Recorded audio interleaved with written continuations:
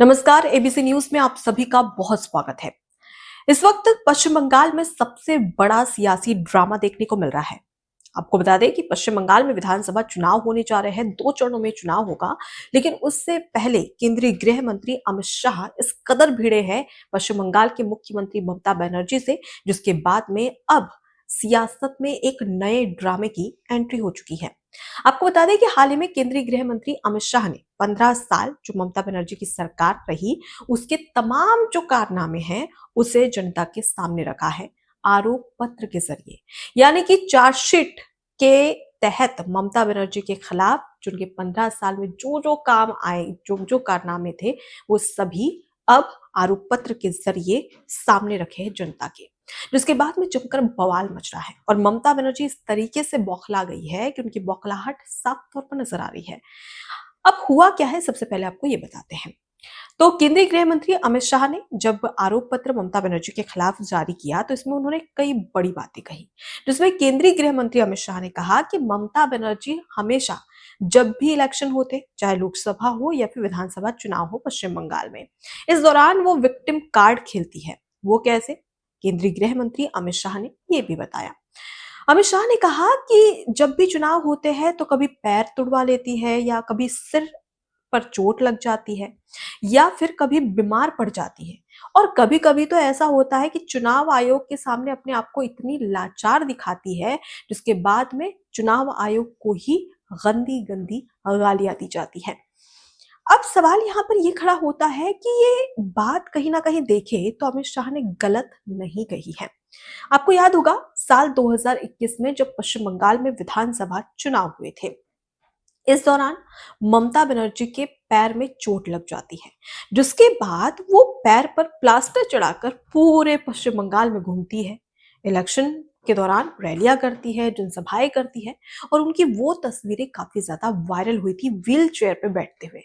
अब सीधी सी बात है कि कोई जनता अगर किसी नेता को इस कदर देखेगी तो एक कहीं ना कहीं सिंपैथी तो होती है, और वही गेन करना चाहती थी ममता बनर्जी, जिसमें वो कामयाब रही। जिसके बाद में मीडिया में वो तस्वीरें आई और लोगों के बीच में ये बात फैली कि देखिए ममता बनर्जी जो इतनी चोटिल होने के बाद, इतने जख्मी होने के बावजूद भी चुनाव प्रचार में लगातार धुआंधार रैलियां कर रही है, जनसभाएं कर रही है, जनता पर इसका इम्पैक्ट पड़ा। अब उसके बाद में आगे बढ़ते हैं तो आ जाता है साल 2024, जब लोकसभा चुनाव होने थे। इस बीच में ममता बनर्जी के सिर पर एक पट्टी नजर आती है। आपको बता दें कि उनको सिर पर चोट लग गई थी, जिसके तहत उन्होंने सिर पर पट्टी बांधी थी। ऐसी बातें निकलकर सामने आई थी। कैसे चोट लगी, क्या हो गया, इसका किसी को कुछ नहीं पता। ठीक वैसे ही जैसे पैर की बात सामने आई थी 2021 में, बस नजर आ रही थी तो वो पट्टियां जो कभी उनके पैर पे तो कभी उनके सिर पर बंधी नजर आती थी। जब सिर पर पट्टी बांधे ममता बनर्जी लोकसभा चुनाव के तहत पश्चिम बंगाल में जमकर प्रचार प्रसार करती है। अब इस बीच में एक बार फिर से वो विक्टिम कार्ड खेलते हुए नजर आई थी। क्यों? ताकि जो भोली भाली जनता है वो उनके झांसे में आ जाए। सवाल यहाँ पर ये खड़ा नहीं होता है। सवाल इसलिए, क्योंकि यहाँ पर ये बात मैं इसलिए कह रही हूँ क्योंकि केंद्रीय गृह मंत्री अमित शाह ने कहा, इसलिए नहीं बल्कि इसलिए कि अगर हम तथ्यों को देखें, फैक्ट्स को देखें, तो कहीं ना कहीं उनकी बातें सही साबित होती हैं। आपने मैंने जैसे एग्जांपल दिया 2021 में पैर में चोट, दो और उसके बाद में प्लास्टर चढ़ाती हुई सबके सामने, और 2024 के लोकसभा चुनाव में सिर में चोट और सिर बांधे हुए और प्रचार प्रसार करती हुई नजर आई। अब इस बीच में क्या चुनाव से आगे या चुनाव के बाद या चुनाव से पहले इस तरीके की स्थिति कभी ममता बनर्जी की देखी है? नहीं, क्योंकि ये पहली बार इस तरीके की चीजें कोई मुख्यमंत्री कर रहा था अपने राज्य में, और वही चीजें जनता के सामने आई। इसीलिए केंद्रीय गृह मंत्री अमित शाह ने कहा कि ये विक्टिम कार्ड खेला जा रहा है पश्चिम बंगाल की भोली भाली जनता को अपने झांसे में लेने के लिए। अब इस पर जमकर बवाल भी मचा। केंद्रीय गृह मंत्री अमित शाह यहाँ नहीं रुके, बल्कि उन्होंने आगे कहा कि जो बंगाल की अर्थव्यवस्था है वो पूरी तरीके से चौपट हो चुकी है, और ममता बनर्जी ने पूरे तरीके से पश्चिम बंगाल की जनता को डुबाने में कोई कसर नहीं छोड़ी है। ये कहना था केंद्रीय गृह मंत्री अमित शाह का, जिसके बाद में अब इसका पलटवार ममता बनर्जी ने किया। ममता बनर्जी ने जैसे ही सुबह बीजेपी का आरोप पत्र जारी हुआ ममता बनर्जी के खिलाफ, ठीक शाम को ममता बनर्जी ने भी अपनी लंबी चौड़ी लिस्ट जारी कर दी, मतलब कि बीजेपी पर भी आरोप पत्र लगाए। अब इस आरोप पत्र का आधार क्या था, जरा वो भी सुन लीजिए।